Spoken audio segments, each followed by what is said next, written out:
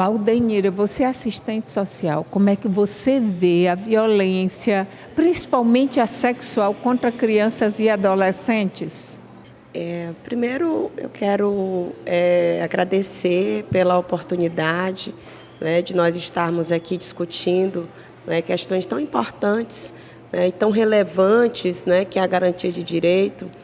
E falar desse tema de violência, né, que envolve crianças e adolescentes, sobretudo essa questão do abuso e da exploração sexual, que é uma questão que precisa ser discutida, precisa ser desvelada, né? E aí a gente chama a atenção, no processo pandêmico, nós tivemos consideravelmente um aumento dos casos. E por que falar sobre isso, não é? É porque antes da gente falar sobre o que acontece, a gente precisa pensar em ações que evitem que aconteça, né?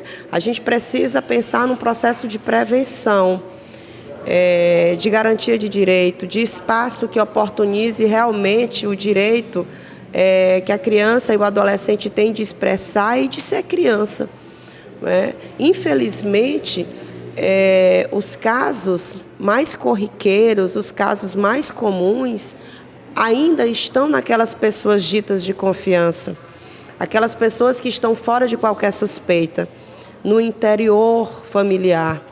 Por isso que é importante, isso não quer dizer que isso seja regra, mas isso tem sido uma incidência muito grande. A pandemia obrigou as pessoas a ficarem mais próximo dentro do seu seio familiar. E com isso também veio as violações de direito, não só de abuso, de exploração sexual, mas de todas as formas de violência. E quando a gente chama atenção para a criança e para o adolescente, é porque eles não têm condições de se defender sozinhos, né? Para que a gente pense em ações realmente sérias, ações que envolvam toda a sociedade, atores sociais, né? Educação, assistência social, todas as políticas públicas, para que a gente consiga realmente intervir, né, diante dessas questões e saber quais são os procedimentos corretos para que a gente também não possa vitimizar, né, para que a gente não possa ser violento diante de uma violência.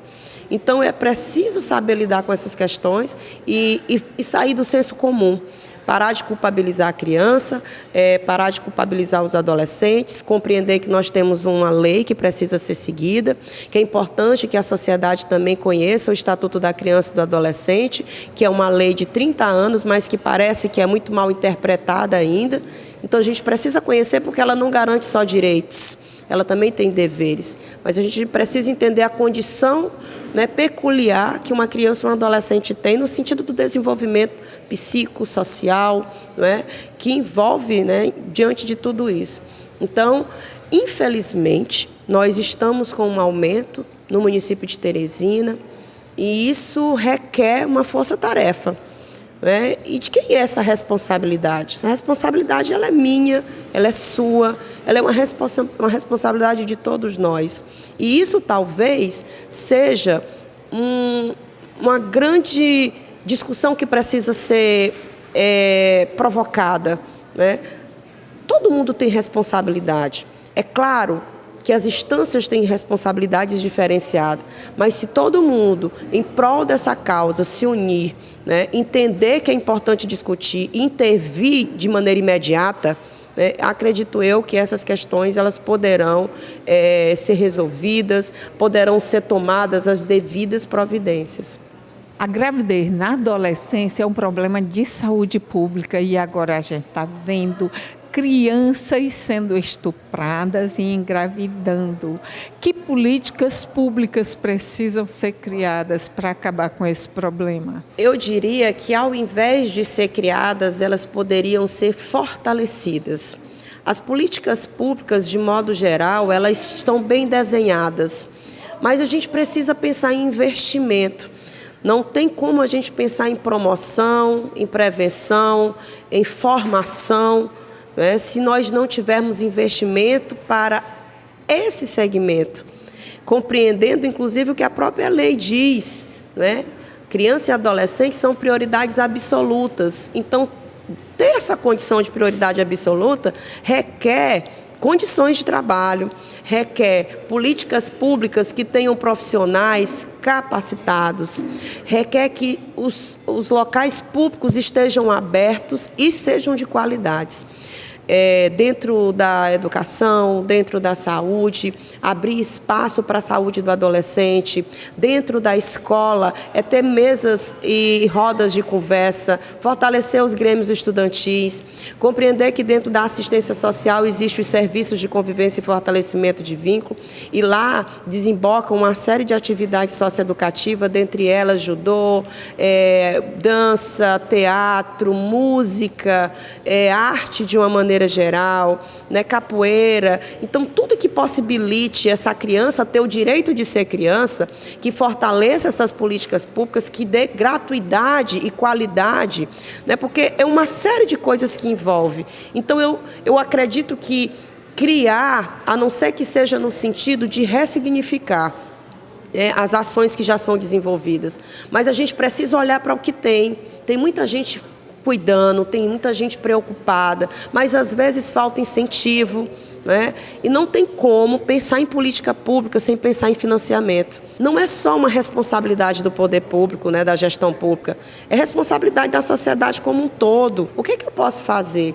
Então, isso também, a gente tem que ampliar esse leque das responsabilidades, né? E que, se todo mundo se unir e fortalecer o que nós já temos, e claro, isso não impede de que outras maneiras hoje, dentro da tecnologia, possam, né? A internet está aí para beneficiar também a gente, utilizar a nosso favor, né? As crianças e os adolescentes estão envolvidos com a tecnologia, então a gente precisa também utilizar ao nosso favor.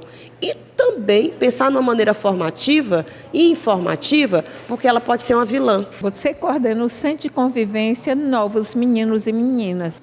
Como é feito o seu trabalho dentro do Centro de Convivência? Ele funciona na Rua Arlindo Nogueira, por trás do Colégio das Irmãs, é um ponto de referência crucial, no coração de Teresina. Ele é um centro da assistência social.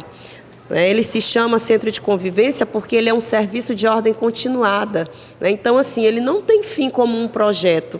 Ele é continuado porque a gente entende dentro da assistência que sempre nós teremos crianças e adolescentes.